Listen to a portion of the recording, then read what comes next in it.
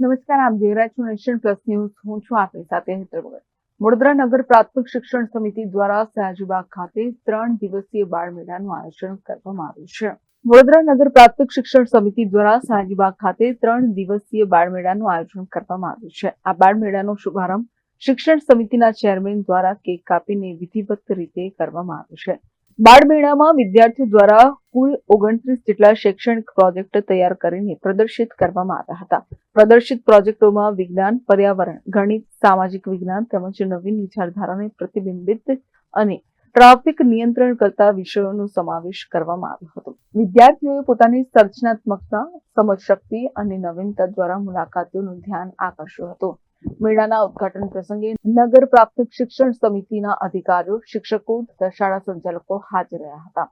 તેમણે વિદ્યાર્થીઓના પ્રયાસોને બિરદાવતા જણાવ્યું હતું કે આવા બાળમેળાઓથી વિદ્યાર્થીઓમાં વૈજ્ઞાનિક અભિગમ, આત્મવિશ્વાસ અને પ્રયોગાત્મક શિક્ષણને પ્રોત્સાહન મળે છે.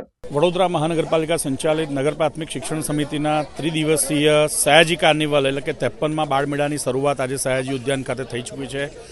ભવ્ય ઉદ્ઘાટન સમારોહ ગઈકાલે સંપન્ન થયો અને આજથી 3 દિવસ માટે વડોદરાના શહેરીજનો, ખાસ કરીને બાળકો, આ બાળમેળાનો અલગ અલગ વિભાગોમાં લાભ લઈને ખૂબ મનોરંજન પ્રાપ્ત કરશે અને ઉત્સાહપૂર્વક ભાગ લેશે. બાળકો માટે વિશેષ કરીને શૈક્ષણિક પ્રોજેક્ટ તેમને અલગ અલગ ક્ષેત્રોમાં જે પણ કંઈક વિષયોમાં અભ્યાસ સિવાયનું પણ વધારાનું જ્ઞાન આપી શકાય તે હેતુથી શૈક્ષણિક પ્રોજેક્ટમાં અલગ અલગ થીમ આધારિત પ્રોજેક્ટ્સનું નિદર્શન કરવામાં આવ્યું છે.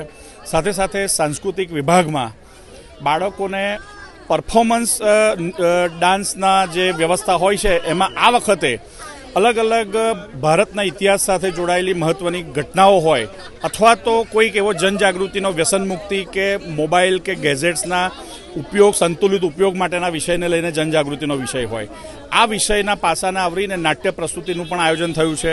સાથે સાથે બાહ્ય સાંસ્કૃતિક વિભાગમાં અંતાક્ષરી અને કોણ બનેગા જ્ઞાનપતિની સાથે સાથે બાળકો, નગર પ્રાથમિક શિક્ષણ સમિતિના બાળકો પોતાનું વ્યક્તિગત કે સામૂહિક ટેલેન્ટ પ્રદર્શિત કરી શકે તે માટેની પણ વ્યવસ્થા થઈ છે.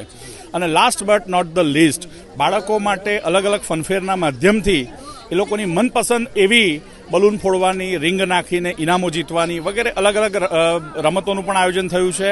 અને સાથે છેલ્લે સરસ મજાનો પેટ પૂજાની વ્યવસ્થા તો હોય જ, એટલે આનંદ બજારના માધ્યમથી અહીં સ્વચ્છતા પણ જળવાય, બાળકોને અને નગરજનોને ખૂબ કિફાયતી દામ પર 10 રૂપિયા, 20 રૂપિયા અને 30 રૂપિયાના માધ્યમથી પોતાની મનપસંદ એવી વાનગીઓનો રસથાળ પીરસવામાં આવે એવી વ્યવસ્થા ખૂબ સારી રીતે તમામ પ્રકારના પાસાઓને ધ્યાનમાં રાખીને કરવામાં આવી છે.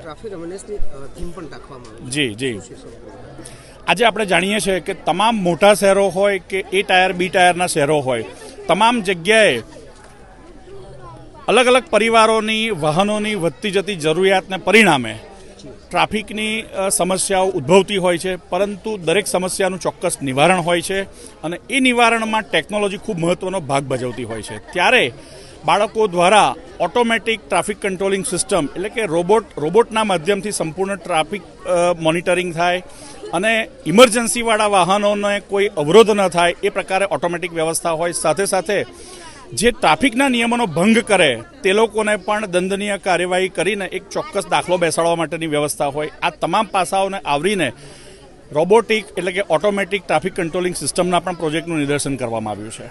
વડોદરાની કેળવણીકાર ગીજુભાઈ બધેકા પ્રાથમિક શાળાના 2 વિદ્યાર્થીઓએ નવીન વિચારધારા સાથે ઓટોમેટિક ટ્રાફિક કંટ્રોલ સિસ્ટમ તૈયાર કરી છે, જે સંપૂર્ણપણે સોલાર ઉર્જા દ્વારા સંચાલિત છે. આ પ્રોજેક્ટ વિદ્યાર્થીઓની ટેકનોલોજીકલ સમજ અને સર્જનાત્મકતાનું ઉત્તમ ઉદાહરણ બન્યું છે.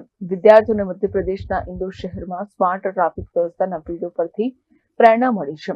આ પ્રેરણાના આધારે તેમણે સ્માર્ટ ટ્રાફિક રોબોટિક સિસ્ટમ વિકસાવી, જે ટ્રાફિકના પ્રવાહ અનુસાર સિગ્નલ નિયંત્રણ કરવાની ક્ષમતા ધરાવે છે. વેલકમ, મારું નામ રાહુલજી ધનરાજ છે. હું ધોરણ 7માં અભ્યાસ કરું છું. અમારી શાળાનું નામ કેળવણીકાર ગીજુભાઈ બધેકા પ્રાથમિક શાળા સવાર. અમારો જે આ પ્રોજેક્ટ છે તે ટ્રાફિક પોલીસ ઉપર છે અને વિદ્યાર્થી મિત્રો, infrastructure is the backbone of economic growth. We must invest in today for a better tomorrow.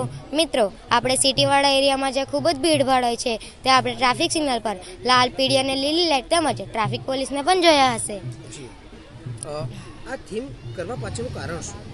કારણ એટલે કે ટ્રાફિક પોલીસને કેવું દિક્કત થાય છે ટ્રાફિક સંભાળવામાં, જેમ કે ઠંડીમાં એમને તકલીફ થાય છે, તાપમાં ગરમીઓમાં તકલીફ થાય છે, વરસાદમાં એમના રોબોટને તકલીફ નહીં થાય. તો પ્યોર લોખંડથી એમાંથી બન્યો છે અને સૂર્ય ઉર્જાથી સંચાલિત છે કે તેનાથી આ સૂર્ય ઉર્જાથી પેલું વીજળી લેશે અને ઓટોમેટિક બધું કંટ્રોલ કરશે.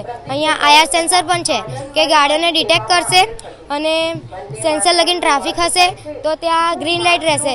આનો એક લૂપ છે કે ગોલ ફરશે, પણ સેન્સર લગીને ટ્રાફિક થઈ ગયું તો ગ્રીન લાઇટ થઈ જશે. અને અહીંયા એલડીઆર સેન્સર પણ છે જે સ્ટ્રીટ લાઇટથી કનેક્ટેડ છે. એલડીઆર સેન્સર જેમ કે તે દિવસમાં ચાલુ નહીં થતું, પણ જેમ રાત થશે તેમાં ઓટોમેટિક ચાલુ થશે. આ કરવા પાછળનું પ્રોત્સાહન ક્યાંથી મળ્યું? અમે તો એમ જ અહીં પ્રોજેક્ટ બનાવવા વિશે વિચારતા હતા, પણ અમને ઇન્દોર મધ્યપ્રદેશનો વિડીયો મળ્યો કે ત્યાં એક આવો ટ્રાફિકનો સ્માર્ટ રોબોટ છે જે પ્યોર લોખંડથી ને સૂર્ય ઉર્જાથી સંચાલિત છે. તો અમને પણ એવું થયું કે ખાલી ઇન્દોર મધ્યપ્રદેશમાં કમ આખા દેશમાં આવવું જોઈએ. તો અમે એ હિસાબથી આ રોબોટ બનાવ્યો છે કે આખા દેશમાં આવું થાય, ટ્રાફિક પોલીસને પણ મદદ થાય. ટ્રાફિક પોલીસ છે જેને કોઈ તકલીફ ના થવી જોઈએ, જે આરામથી બધું કામ કરે તેવું કરી આપીએ, એવું અમારો વિચાર હતો. થીમમાં શું શું મુખ્ય મૂકવામાં આવ્યું છે? સોલાર પેનલ, પછી આયર સેન્સર, ડિસ્પ્લે, બ્રઝર વગેરે. કેવી રીતના કાર્ય કરે છે? સૂર્ય ઉર્જાથી સંચાલિત છે, ઓટોમેટિક બધું કામ કરે છે. હવે આ થીમ બનાવવા પાછળનો સમય કેટલો તમારો આપ્યો છે? 19-20 દિવસ. 19-20 દિવસ. હા. કેમેરામેન નવનીત પરમાર સાથે Chirag Patel, nation plus news Vadodara. સમાચારોના સતત અપડેટ મેળવવા માટે અમારી નેશન પ્લસ ન્યૂઝની યુટ્યુબ ચેનલને સબસ્ક્રાઇબ કરો, બેલ આઇકન દબાવો અને જોડાયેલા રહો ફેસબુક, ઇન્સ્ટાગ્રામ અને ટ્વિટર પર.